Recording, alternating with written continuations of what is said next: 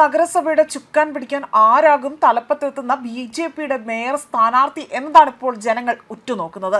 പട്ടികയിൽ V രാജേഷും R ശ്രീലേഖയും ഇടം പിടിച്ചിട്ടുണ്ടെങ്കിൽ പോലും മറ്റൊരു സർപ്രൈസ് സ്ഥാനാർത്ഥി ഉണ്ടാകുമോ എന്നതാണിപ്പോൾ എല്ലാവരും ആകാംക്ഷാഭരിതരായി ഉറ്റുനോക്കുന്നത്. ഇന്ന് ഉച്ചയോടുകൂടി തന്നെ മേയറെ പ്രഖ്യാപിക്കും.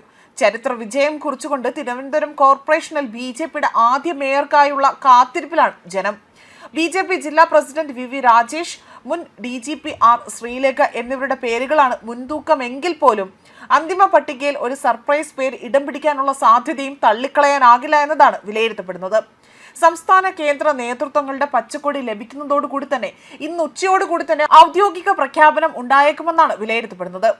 ഭൂരിപക്ഷത്തിന് ഒരു സീറ്റിന്റെ കുറവുണ്ടെങ്കിലും അത് ഭരണത്തെ ബാധിക്കില്ല എന്ന ആത്മവിശ്വാസത്തിലാണ് ബി.ജെ.പി നേതൃത്വമുള്ളത്.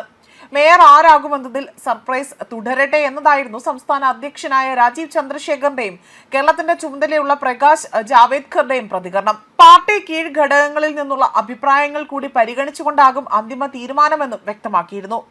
2 സ്വതന്ത്ര അംഗങ്ങളുടെ നിലപാടും ബി.ജെ.പി ഭരണത്തിൽ നിർണായകമാകുമെന്നതാണ് മറ്റൊരു വസ്തുത. ഭരണപക്ഷത്തെ നേരിടാൻ പ്രതിപക്ഷ നിരയും സജ്ജമായി കഴിഞ്ഞിരിക്കുകയാണ്.